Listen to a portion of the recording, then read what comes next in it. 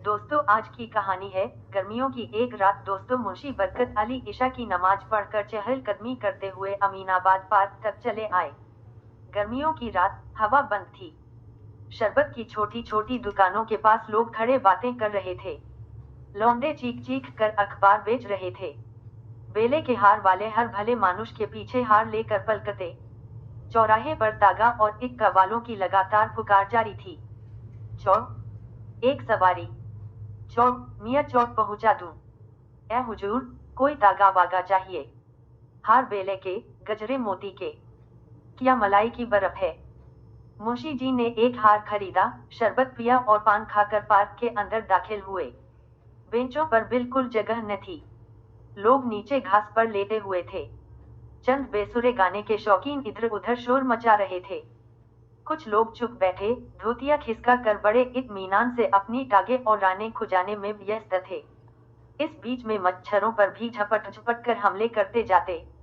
मुंशी जी क्योंकि पायजामा पहनते थे, इसलिए उन्हें इस बदतमीजी पर बहुत गुस्सा आया। अपने जी में उन्होंने कहा, इन कमबख्तों को कभी तमीज नहीं आएगी। इतने में एक बेंच पर से किसी ने उन्हें पुकारा, मुंशी बरकत अली।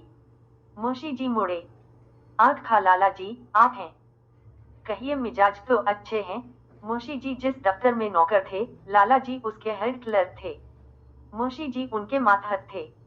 लाला जी ने जूते उतार दिए थे और बेंच के बीचों बीच पैर उठाकर अपना भारी भरकम जिस्म लिए बैठे थे। वह अपनी तोंद पर नरमी से हाथ फेरते जाते और बातें कर रहे थे। मुंशी जी लाला साहब के सामने आकर खड़े हो गए। लाला जी हंसकर बोले, कहो मुंशी बरकत अली, ये हार बार खरीदे हैं? क्या इरादे हैं? और यह कहकर जोर से कहकहा लगाकर अपने दोनों साथियों की तरफ दाद तलब करने को देखा। उन्होंने लाला जी की मंशा देखकर हंसना शुरू कर दिया। मुंशी जी भी रूखी फीकी हंसी हंसे, जी इरादे क्या हैं? हम तो आप जानिए गरीब आदमी ठहरे। गर्मी के मारे दम नहीं लिया जाता। रातों की नींद हराम हो गई। यह हार ले लिया, शायद 2 घड़ी आंख लग जाए। लाला जी ने अपने गंजे सिर पर हाथ फेरा और हंसे, शौकीन आदमी हो मुंशी, क्यों न हो। और यह कहकर फिर अपने साथियों से बातें करने में व्यस्त हो गए। मुंशी जी ने मौका गनीमत जानकर कहा, अच्छा लाला जी चलते हैं, आदाब अर्ज है। और यह कहकर आगे बढ़े। दिल ही दिल में कहते थे, दिन भर की किस किस के बाद यह लाला कमबख्त असर पड़ा। पूछता है, इरादे क्या हैं?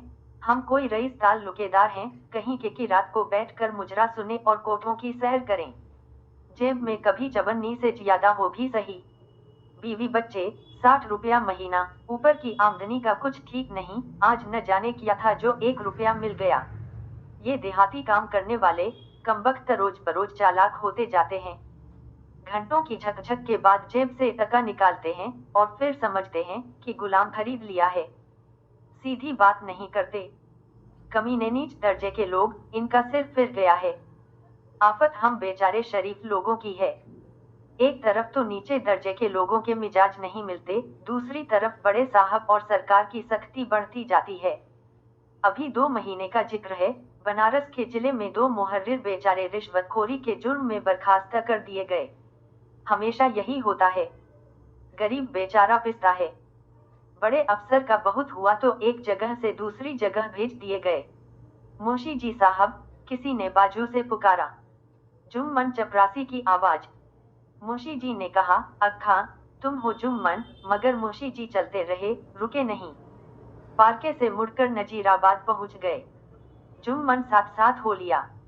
दुतले तले, दबा हुआ कर, मखमल की किश्ती नुमा टोपी पहने, हार हाथ में लिए आगे आगे मुंशी जी और उनसे कदम 2 कदम पीछे साफा बांधे, अंगरखा पहने, लंबा चौड़ा चपरासी जुम्मन।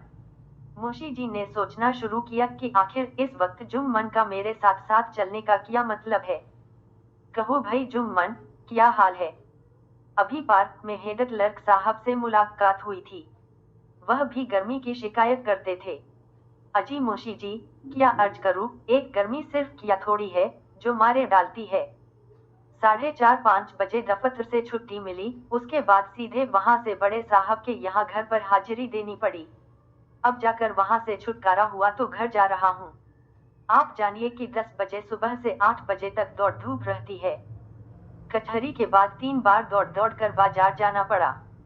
बर्फ, तरकारी फल सब खरीद कर लाओ, ऊपर से डांट अलग से पड़ती है। आज दामों में तकच ज्यादा क्यों है?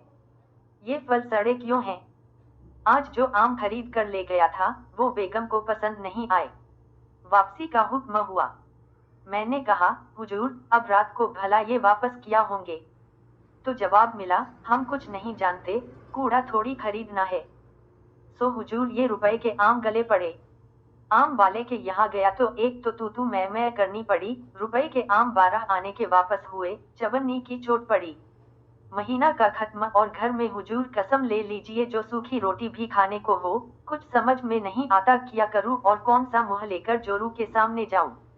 मुंशी जी घबराए, आखिर जुम्मन का मंशा इस सारी दास्तान को बयान करने का किया था।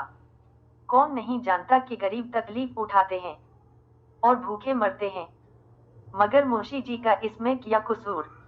उनकी जिंदगी खुद कौन बहुत आराम से कटती है। मुंशी जी का हाथ बेइरादे अपनी जेब की तरफ गया। वह रुपया जो आज उन्हें ऊपर से मिला था सही सलामत जेब में मौजूद था। ठीक कहते हो मियाँ जुम्मन, आजकल के जमाने में गरीबों की मरण है। जिसे देखो यही रोना रोता है। कुछ घर में खाने को नहीं। सच पूछो तो सारे आसार बताते हैं कि कयामत करीब है।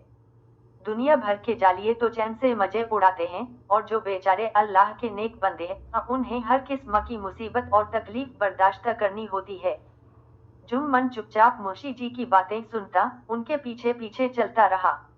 मुंशी जी ये सब कहते तो जाते थे मगर उनकी घबराहट भी बढ़ती जाती थी। मालूम नहीं उनकी बातों का जुम्मन पर क्या असर हो रहा था। कल जुमा की नमाज के बाद मौलाना साहब ने कयामत के आसार पर तकरीर फरमाई थी।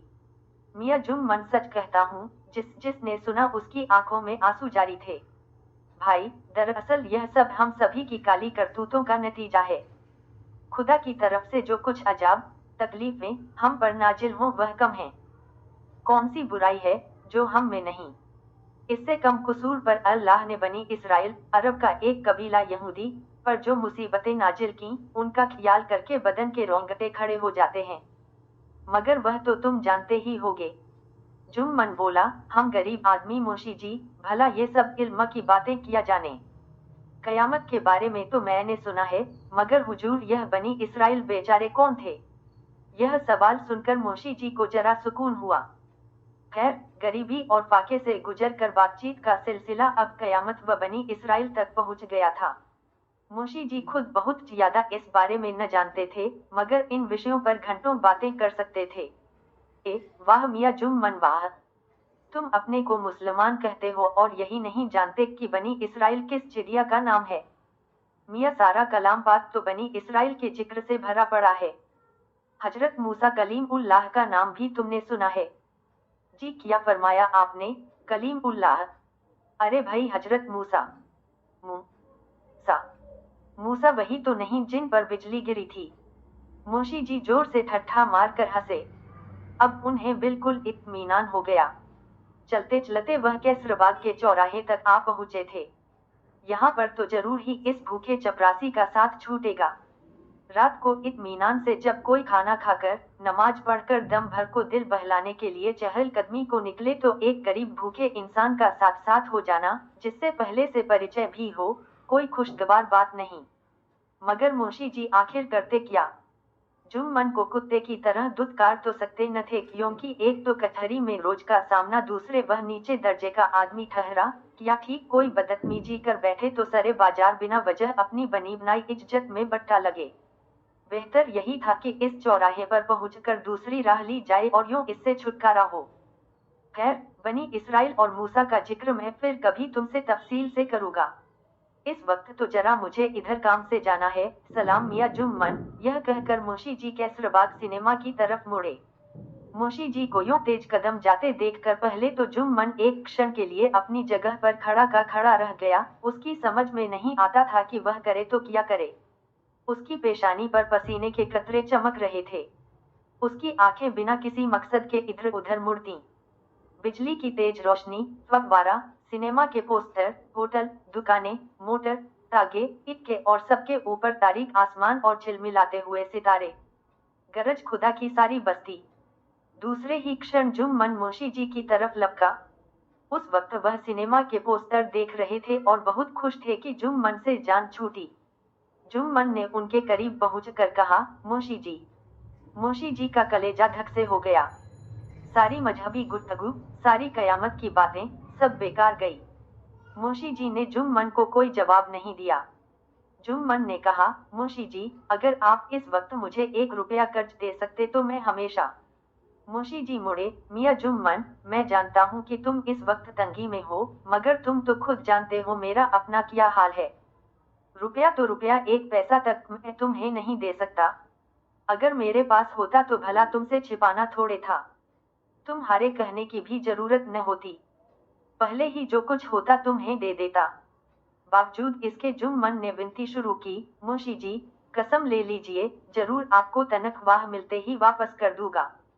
सच कहता हूँ हुजूर, इस वक्त कोई मेरी मदद करने वाला नहीं। मुंशी जी इस झिकझिक से बहुत घबराते थे। इनकार चाहे सच्चा ही क्यों न हो, बहुत कष्टदायक होता है। इसी वजह से वह शुरू से चाहते थे कि यहाँ तक नौबत ही न आए। इतने में सिनेमा खत्म हुआ और तमाशाई अंदर से निकले। अरे मियाँ बरकत भाई, तुम कहाँ? किसी ने पास से पुकारा। मुंशी जी जुम्मन की तरफ से उधर मुड़े। एक साहब मोटे ताजे 30-35 बरस के, अंगरखा और दोपल्ली टोपी पहने, पान खाए सिगरेट पीते हुए मुंशी जी के सामने खड़े थे। मुंशी जी ने कहा, ओहो, तुम हो। सालों बाद मुलाकात हुई। तुमने लखनऊ तो छोड़ ही दिया, मगर भाई क्या मालूम आते भी होगे तो हम गरीबों से क्यों मिलने लगे। वह मुंशी जी के पुराने कॉलेज के साथी थे, रुपए पैसे वाले, रईस आदमी। वह बोले, खैर यह सब बातें तो छोड़ो, मैं 2 दिन के लिए यहाँ आया हूँ, जरा लखनऊ में तफरीह के लिए।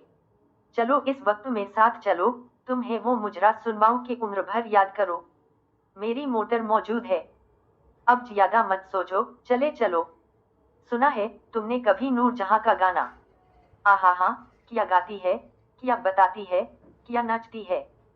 वह अदा, वह फन, उसकी कमर की लचक, उसके पाव के घुंघरू की झनकार, मेरे मकान पर खुले सहन में, तारों की छाव में महफिल होगी। वैरवी सुनकर जलसा बर्खास्त होगा। बस अब ज्यादा मत सोचो, चले ही चलो। कल इतवार है, बीवी बेगम की जूतियों का डर है। अगर ऐसे ही औरत की गुलामी करनी थी तो शादी क्यों की। चलो भी मियाँ, मजा रहेगा। रूठी बेगम को मनाने में भी तो मजा है।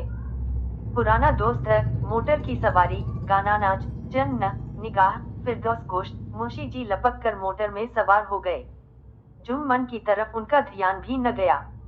जब मोटर चलने लगी तो उन्होंने देखा कि वह उसी तरह चुप खड़ा है। कहानी अच्छी लगी हो तो लाइक शेयर करें, चैनल को सब्सक्राइब करें। ऐसी कहानी के साथ फिर मिलेंगे। नमस्कार दोस्तों।